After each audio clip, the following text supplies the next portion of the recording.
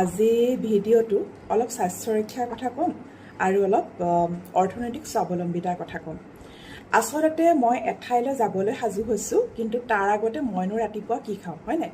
যে মইনো নিজকে সতেজ কৰি ৰাখিবলৈ, গোটেই দিনটো সজীৱ কৰি ৰাখিবলৈ মইনো কি খাওঁ। আৰু এইটো কথা মই এইকাৰণে কৈছোঁ যে আপোনালোকে সকলোৱে জানে মই নিজৰ স্বাস্থ্যৰ কথা কেতিয়াও মানুহৰ পৰা লুকুৱাই নথওঁ। মোৰ PCOD আছে, পলিচিষ্টিক অভাৰিয়ান ডিছঅৰ্ডাৰ।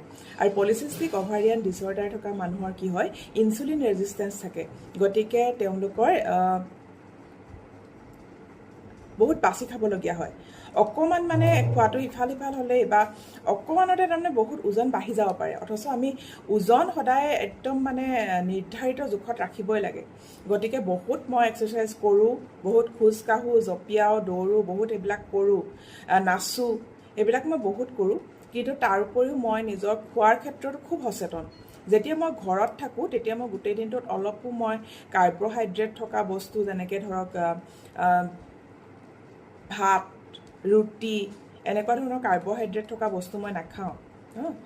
কিন্তু যেতিয়া ইউনিভাৰ্চিটিলৈ যাওঁ তেতিয়া গোটেই দিনটো কাৰ্বহাইড্ৰেট থকা বস্তু নোখোৱাকৈ থকাটো মোৰ কাৰণে সম্ভৱ নহয়, যিহেতু কাৰ্বহাইড্ৰেটেই হৈছে শক্তিৰ মূল উপাদান। গতিকে তেতিয়া মই দুপৰীয়া এবাৰ ভাত খাওঁ, কিন্তু একেবাৰে ঘৰুৱা এসাঁজ ভাত খাওঁ।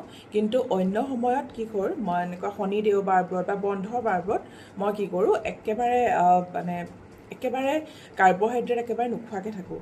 গতিকে মইনো কি খাওঁ সেইটোকে এনেই দেখুৱালোঁ। সেইটো দেখুওৱাটো মই এইটো জহুৱা নাই যে মোৰ খুব ধুনীয়া, মই সেইকাৰণে দেখুৱালোঁ, নহয়।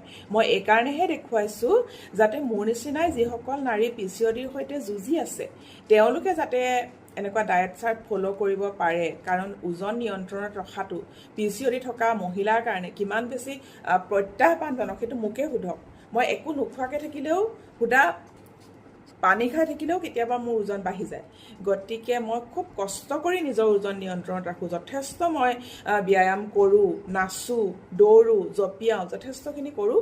তাৰ উপৰিও মই কি কৰোঁ যে এনেকুৱা ধৰণেৰে মই এইটো আপোনালোকক দেখুৱাইছোঁ। এইটো হৈছে পাপায়া চালাড, এইটো পাপায়া চালাড আৰু এইটো বইল পাচলি দেই। যিটো পাপায়া চালাড তাত কি আছে, মানে অমিতাৰ চালাডটোত কি থৈছোঁ, কেঁচা অমিতা ৰুকি লৈছোঁ আৰু তাৰ লগত কি থৈছোঁ যে গাজি মগু খুব ভাল, বাদাম, তাৰপিছত আৰু তাত ইমানকণমান অলিভ অইল দিছোঁ। অলিভ অইল ভাল আমাৰ কাৰণে, আমাৰ নিচিনা PCOD থকা মানুহৰ কাৰণে, ইনচুলিনৰ সমস্যা থকা মানুহৰ কাৰণে, তেনেকুৱা কাৰণে মানে অলিভ অইল ভাল। গতিকে অলিভ অইল দিছোঁ। মই আচলতে PCOD আছে কাৰণে ইনচুলিন ৰেজিষ্টেঞ্চ আছে, নহ'লে নাথাকিলেহেঁতেন। তাৰপিছত আৰু বইল পাচলি লৈছোঁ। মানে কোনো ধৰণে কাৰ্বহাইড্ৰেট জাতীয় কোনো বস্তু মই খোৱা নাই। অৱশ্যে দিনটোত মই কিছু ফল মূল খাম। আকৌ মানে সন্ধিয়া একেবাৰে সোনকালে, ধৰক 6-7 বজাৰ মাজত মই এনেকুৱা ধৰণে, তেতিয়া অৱশ্যে মই কেঁচা বস্তু নাখাওঁ, সন্ধিয়া মই কেঁচা বস্তু নাখাওঁ। তেতিয়া এই ইয়াৰ ঠাইত মানে কেঁচা অমিতাৰ ঠাইত তেতিয়া মই অকণমান দাইল ল'ম আৰু তাৰ লগত এনেকুৱাই মানে বইল পাচলি, আৰু কেতিয়াবা তাৰ লগত এটুকুৰামান পনীৰো লওঁ, পনীৰ অলপ লওঁ বা কেতিয়াবা কণী লওঁ। কিন্তু আজি মই ৰাতিপুৱা একদম এনেকেই খাইছোঁ। আজি আচলতে কথা এটা আছে, আজিকালি মই একেবাৰে পনীৰ বা কণী একো খোৱা নাই বা মাছো খোৱা নাই। এটা কথা আছে, বা মাংসটো খোৱাৰ কথাই নাই। এইকাৰণে যে আজি মই এখন বিয়া এখন খাবলৈ যাম। গতিকে বিয়া মানে মোৰ মৰমৰ ভণ্টি ববী, বৰ্ণালী কোঁৱৰৰ বিয়া। গতিকে ববীটো আপোনালোকে দেখিয়ে থাকে যে বায়ে মই যেতিয়া ফুৰিবলৈ যাওঁ আমাৰ লগত সদায় ববীও যায়। গতিকে ববীৰ বিয়াত মই একদম ঘৰৰ মানুহৰ নিচিনাকৈ উপহাৰ দিছোঁ আৰু গৈছোঁ। আমি সকলো গৈছোঁ। গতিকে তাৰ লগতে মই সেই পনীৰ চনীৰো একো ৰাতিপুৱা খোৱা নাই, একদম এনেকৈ একেবাৰে চিম্পুলকৈ খাইছোঁ। এইখিনি মই এইকাৰণে দেখুৱাইছোঁ যাতে অন্য কোনোবা মোৰ পৰা অনুপ্ৰাণিত হয়। তাৰপিছত দ্বিতীয় কথাটো, মই সদায় যিটো কথা কৈ থাকোঁ, অৰ্থনৈতিক স্বাৱলম্বিতাই মানুহক অকল টকা নিদিয়ে, মানুহক এটা নিজা পৰিচয় দিয়ে। আৰু মানুহক কি দিয়ে, মানুহক আত্মবিশ্বাস দিয়ে।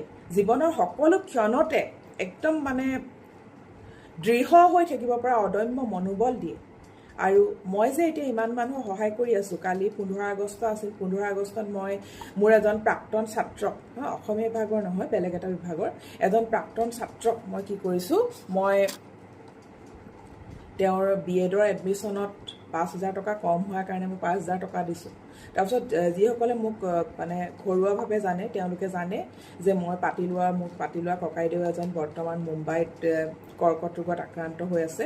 গতিকে সেই ককাইদেউৰ একাউণ্টত মই 10,000 টকা ভৰাই দিছোঁ আৰু তেনেকৈ মই ভৰাই থাকোঁ মাজে মাজে। গতিকে কালিৰ দিনটোত মই পূৰা পোনপটীয়াকৈ মই 15,000 টকা মই মানুহক দিছোঁ, মানুহক দান কৰিছোঁ। গতিকে এইখিনি মই কিয় কৰিব পাৰিলোঁ? কাৰণ মই আৰ্থিকভাৱে স্বাৱলম্বী। এইটো কথা মই এইকাৰণেই কৈছোঁ যে জীৱনসংগীৰ টকাৰে আচলতে কোনেও মানে নিজৰ ইচ্ছামতে তেওঁলোকে কৰিব নোৱাৰে। কাৰণ মোৰ নিজৰ যিজনী মোৰ নিজৰ মানুহজন মই দেখিছোঁ নহয় যে অত্যন্ত হিচাপী। মই তেওঁক ভুল বুলি নকওঁ, কাৰণ তেওঁৰ নিজৰ ধৰণৰ কিছুমান হিচাপ থাকে। তেওঁ অত্যন্ত হিচাপী। তেওঁ তেনেকৈ মই যে এতিয়া টকা বিলাই ফুৰোঁ কাৰোবাৰটো তেওঁ ভাল নাপায়। কিন্তু এইটো কথা মই মানিবই লাগিব, মই ক'বই লাগিব যে মই নিজৰ দৰমহাৰ টকা তেনেকৈ মানুহক দিয়াটো তেওঁ কেতিয়াও তেওঁ প্ৰতিবাদ কৰা নাই। তেওঁৰ কথা হৈছে তোমাৰ উপাৰ্জন কৰা টকা তোমাৰ কথা, মই উপাৰ্জন কৰা টকা মোৰ কথা। গতিকে মই যিখিনি সহায় কৰিছোঁ, আগতেও মই বান সাহায্য নামত যথেষ্ট কৰিছিলোঁ, আপোনালোকে জানে সেইখিনি কথা। গতিকে এতিয়া এইখিনি মই কৰিছোঁ। কালি মই তেনেকৈ 15,000 টকা দান কৰিছোঁ। কিয় কৰিব পাৰিছোঁ? কাৰণ এইটো সঁচা যে তাৰ অন্তৰাল মোৰ এটা পোহৰ মন আছে। সেই উদাৰতা, সেই মহানতাখিনি হয়তো মই মোৰ দেউতা, মা, বাৰ পৰা পাইছোঁ। কাৰণ তিনিও খুব সমাজ সেৱা কৰে, কিন্তু তেওঁলোকে ছ'চিয়েল মিডিয়াত নিদিয়ে। মই কিন্তু দিওঁ, কাৰণ মই এইটো ব্যক্তিগতভাৱে জানো যে ছ'চিয়েল মিডিয়াত নিদিলে মানুহবিলাকে নাজানে আৰু এজনৰ দানে আন এজনক সেই দান কৰিবলৈ উৎসাহ যোগায়। যেনেকৈ আপোনালোকে দেখিলে বান সাহায্যৰ সময়ত ইজনে আনজনক কেনেকৈ উৎসাহ যোগালে। গতিকে সেইখিনিকে ক'লোঁ। আপোনালোকক মই এটা কথা সদায় ক'ম, স্বাস্থ্য আৰু আৰ্থিক স্বাৱলম্বিতা। নিজৰ স্বাস্থ্য আটাইতকৈ ডাঙৰ সম্পদ। আৰু মই নিজৰ স্বাস্থ্য বহুত যত্ন লওঁ, কাৰণ মোৰ ল'ৰা দুজন একদম সৰু হৈ আছে।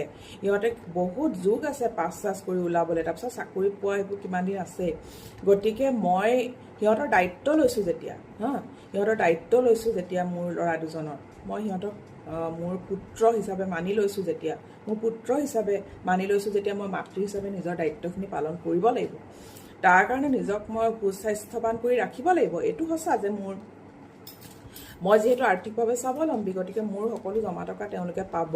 গতিকে তেওঁলোক আইনী উত্তৰাধিকাৰী। গতিকে তেওঁলোকক মই এইটো ক'লে মই পইচা পঠাওঁ, কেনেকৈ মই শিশু গৃহত দান কৰোঁ, কৰ্কট ৰোগীক দান কৰোঁ, এডমিশ্যন ল'বলৈ টকা দিওঁ, সেই সকলোখিনি তেওঁলোকক মই স্ক্ৰীনশ্বট দিওঁ, যাতে তেওঁলোকে বুজি পায়। কেতিয়াবা যদি মই এখন পৃথিৱীৰ পৰা নোহোৱা হৈ যাম, আমি কোনো এখন পৃথিৱীত যিহেতু চিৰস্থায়ী নহয়, তেতিয়াহ'লে মই ভালপোৱা কামবোৰ কিন্তু তেওঁলোকে কৰি থাকিব পাৰিব।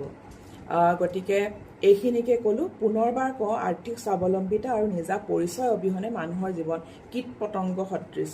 কাৰোবাৰ পত্নী হোৱাটো, কাৰোবাৰ মাতৃ হোৱাটো মানুহৰ পৰিচয় নহয়। নিজা পৰিচয় আৰু নিজা উপাৰ্জন অবিহনে মানুহ কীট পতংগ পৰ্যবসিত হয়, যাক গছকত মাৰি পেলোৱা হয়। গতিকে কীট পতংগ নহ'ব, মানুহ হওক, পূৰ্ণাংগ মানৱ সত্তা হওক, আৰু তাৰ কাৰণে আৰ্থিকভাৱে স্বাৱলম্বী হওক।